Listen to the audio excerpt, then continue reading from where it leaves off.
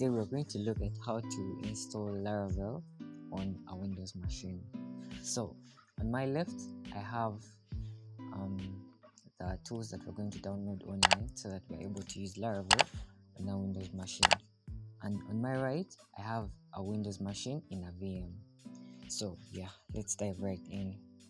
So you're going to go to your browser.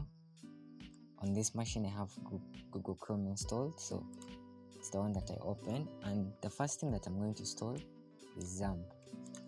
So I'm going to type into my browser download XAMPP for Windows. Then I can go to the XAMPP website. I choose the particular installation version that I would want to use. So I can go to download, and then as per now the current version is the one that has a PHP version of 8.0.30. So I'm going to download the 64-bit because my Windows version is a 64-bit version. So after that you're going to get this download successful message. Then after that, my second tool that I'm going to download is Visual Studio Code, VS Code in short terms. This is going to be the IDE we are going to use today. Since it's a Windows machine, I'm going to download the 64-bit version. Then the other tool that I'm going to download is called Composer. Composer is it's a PHP how should I call it? It is a tool that helps you run PHP scripts. So it's going to help us to be able to install Laravel on our Windows machine. So when I come to the Composer website, I'm going to find the download section for the application on this part, download and run. So I click on the Composer setup.exe. So it's going to download the software. So right about now, these are the three softwares that we have downloaded. Then let me explain why I'm downloading XAMPP, and here I've listed 3 different tools that are supposed to be downloaded. So literally I downloaded XAMPP because XAMPP is a toolkit that contains different tools that help you in your PHP development. So XAMPP contains PHP, XAMPP contains an Apache server and a MySQL database. They all come pre-installed.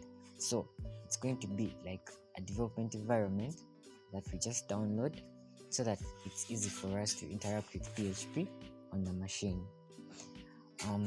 Yeah, right about now I'm going to fast forward.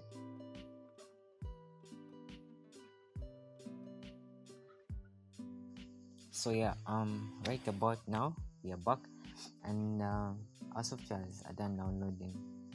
So now I'm going to go to the folder where all these softwares have been downloaded, and I install all of them.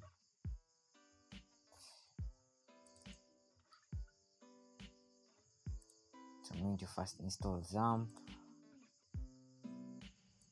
I'm going to install for all users. Then I install Composer. It's okay.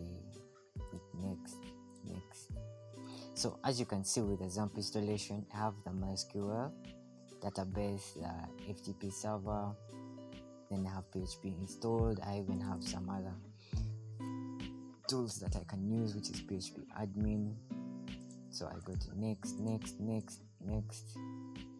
Then as it installs, now this is the Composer installation file. After clicking it, I don't select developer mode. I just click next, and first of all I'm going to first wait for XAMPP to install and finish, because XAMPP is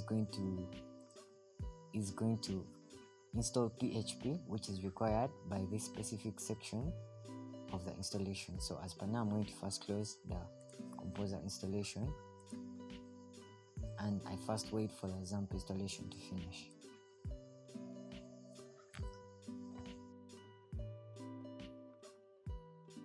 Okay guys, so now I can start the control panel. So after that I can go and now start installing Composer. As per now I'm going to install for me. Okay, they're saying that they recommend us to install for all users, so it's done. I'm going to install. After that I click next, then automatically it's going to be able to detect the PHP that was installed by XAMPP. So after this I'm going to click add this PHP to your path, so that it's able to be detected in every single place on the machine, so that even in the terminal it can be able to be detected. So after installing Composer, it tells us that everything has been successfully installed, and yeah, I've finished the installation. So the other thing that I'm going to install now is VS Code. So I click on the installation file, I agree to the terms and conditions, click next, next, next. I can create a desktop icon, I add this to File Explorer, I click next, and then I install. Then after that you're going to find out that most of the setup for our Laravel software development is done. The basic setup for the main softwares and main tools is done. So let's wait for it to finish.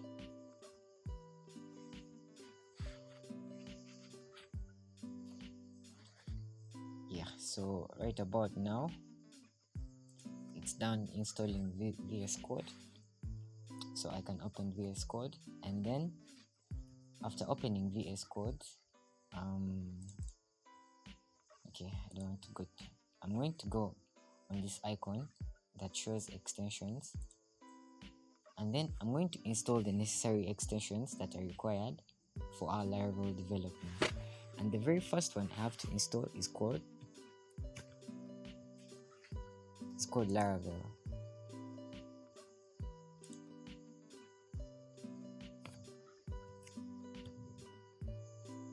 Yeah, so we're going to find this one, Laravel Blades snippets, then even the official one, then some other snippets. Then as those are installing, I'm going to go and install some other extension for PHP, so that I'm able to detect the PHP language, I'm able to detect the PHP syntax in my whole code. So the main one I'm going to install is this one. It's called PHP All-in-One. So it has a debugger, it has a formatter, and it also has IntelliSense.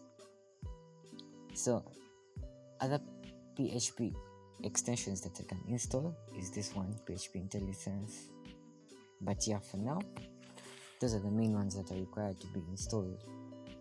So guys, after making sure that all the extensions have been successfully installed, what I'm going to do is I'm going to come back to my XAMPP and I start the Apache server, and I allow private network access, and then I'm also going to start my SQL database. So also I allow access. Then after that, what I'm going to do is so I'm going to first close VS Code and I go back. So I'm going to create a new folder and I'm going to call this application, I'm going to call it home app. And then what I'm going to do is I drag this folder to VS Code so that it's able to be opened with a VS Code application. So I'm going to click trust the authors of this parent folder. I close this tab. Then inside here I'm going to go to this 3 dotted icon and I go to terminal, and then I click new terminal, or I use a shortcut Ctrl Shift then the tilde. Then after that I'm going to be displayed with a terminal, and this terminal is the one that shows, that displays my working directory. So in the terminal, what I'm going to do is, already Composer is installed, remember. So what I'm going to do is, to be able to install Laravel, I type Composer global require Laravel / installer. So right about now, Composer is going to be able to install Laravel globally in the whole system, so that I can now be able to use two ways to create my Laravel applications.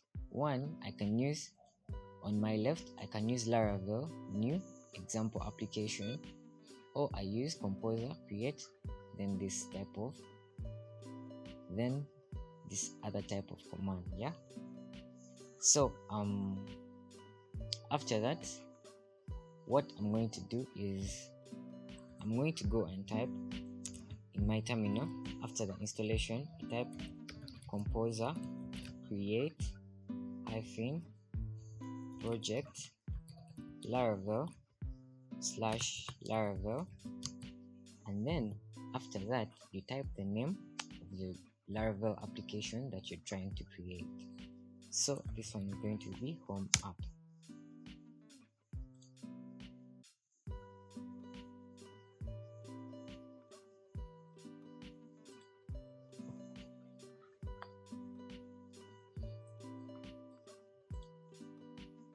Project inside my directory, and right about now it's doing the installation. I'm going to minimize the terminal, and then I click on this Explorer icon, and you're going to find out that it has created a folder called Home App, and inside this folder you're going to find out that it has also created and downloaded the Laravel project files.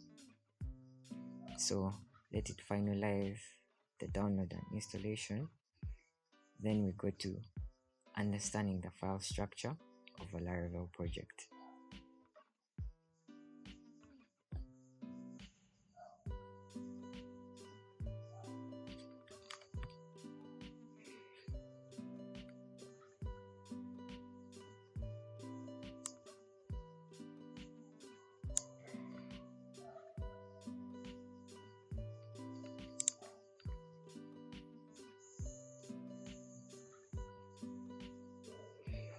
So yeah, as it's installing, right about now in my Explorer section, I can see that a folder called Home App has been created that contains the Laravel project files, and I can see that my installation is still going on in the moment.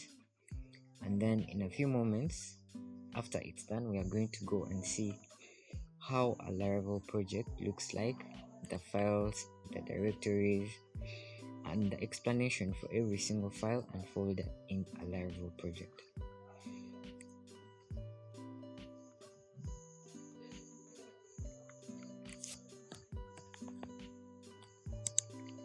So yeah guys, so Laravel has been installed successfully and my application has been created. So this is the project folder, and these are the different directories for a Laravel project. So I'm going to install one more extension called material icons, so that I'm able to see clearly. It's this one, material icon design theme. It enables me to see clearly these icons of my directories properly, and it isn't my work as I'm going through the directories. That's why I'm going to install that specific icon theme. So right about now, as you can see that yeah, the project looks far better. So in a Laravel project, after having installed everything, what I'm going to do is I'm going to go back up to my terminal, and then I'm going to type ls to know which folders are inside this home directory. So I'm going to go inside the home application, Laravel application that I've just created, and then for me to be able to run my Laravel application, I'm going to type php artisan serve, and I press enter. Then it's going to run my PHP project, my Laravel project, on this web server. So what I'm going to do is I'm going to go to this address in my browser, and then boom, you're going to find out that my Laravel application is successfully run. And here you're seeing the version, which is Laravel version 9, and the PHP version, which is version 8. So as per now, Laravel is successfully installed on my Windows machine. So thank you very much for having been with me for this whole tutorial. In the next session, we are going to go and learn about the directory structure of a Laravel application. We are going to go in the deep dive of what each specific directory means and its functionality, and why we have certain files, and even the structure of a whole Laravel application. Stay tuned. Please subscribe to my channel so that I can keep producing more and more content. Thank you very much. See you in the next video.